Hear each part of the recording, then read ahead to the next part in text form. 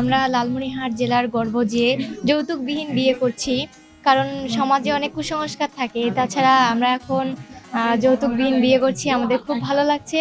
আমরা আমাদের বন্ধু বান্ধবী যারা আছে তাদেরকে বার্তা প্রেরণ করতে চাই যে তারা যেন পরবর্তীতে যৌতুকবিহীন বিয়ে করে। যৌতুক কেউ নিবেন না, যৌতুক কেউ দিবেন না, যৌতুককে না বলুন। আমাদের জন্য দোয়া করবেন সবাই, আমরা যেন সুখী হতে পারি।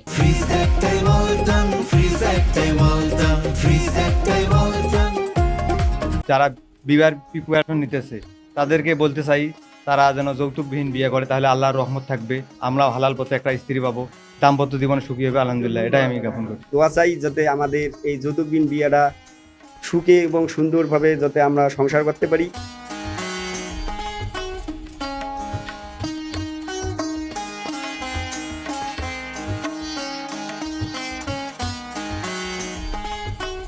যৌতুকবিহীন বিয়ে নিয়ে করে আমরা সমাজে আলোকিত হতে চাই, সামাজিকভাবে নিজেকে প্রতিষ্ঠিত করতে চাই এবং ভবিষ্যতে এই যৌতুকবিহীন বিয়ে যারা অংশগ্রহণ করতেছেন তারা যদি সামাজিকভাবে প্রতিষ্ঠিত হওয়ার যে কোনো ধরনের সহযোগিতা লাগে, শিক্ষাগত যোগ্যতা থাকে, সরকারি চাকরি সহ সকল প্রকার সুযোগ সুবিধায় আমাদের মন্ত্রী মহোদয় এবং এই আলোকিত লালমনিরহাটের যে কমিটি রয়েছেন সেই কমিটি সবসময় অগ্রাধিকার ভিত্তিতে আমরা তাদেরকে সহযোগিতা করব। আমি মনে করি যে আজকে যে 7টি দম্পতির মধ্যে যে বিয়েটা হচ্ছে এটি পরবর্তীতে আরো বেশি হবে।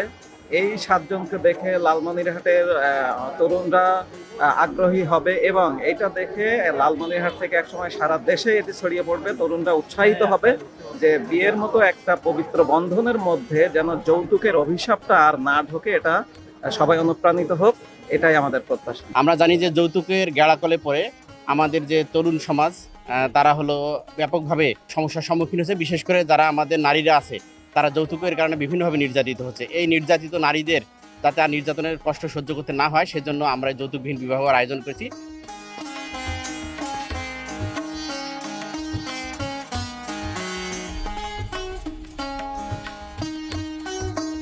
যৌতুক একটি সামাজিক অপরাধ হিসেবে বাংলাদেশে এখন ব্যাপকভাবে বিস্তার লাভ করেছে। এর ফলে আমাদের বোনদের সংসার অনেক সময় ভেঙে যাচ্ছে এবং নানান নির্যাতনের শিকার হচ্ছে এই আমাদের বোনেরা।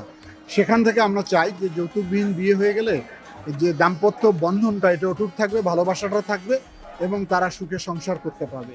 অনেক অভাবগ্রস্ত গরিব পিতামাতা তার মেয়েকে বিয়ে দিতে পারে না যৌতুকের কারণে। আমরা উদ্বুদ্ধ করার চেষ্টা করতেছি যে যৌতুকবিহীন বিয়ে করতে হবে সবাইকে। এ ব্যাপারে ছেলেদেরকে এগিয়ে আসতে হবে, ছেলেদের অভিভাবকদেরকে এগিয়ে আসতে হবে। তারা যদি উদার হয়ে যায় তাহলে যৌতুকবিহীন বিয়ে কত আনন্দ ঘন হতে পারে, কত আকর্ষণীয় হতে পারে সেটার প্রমাণিত হলো।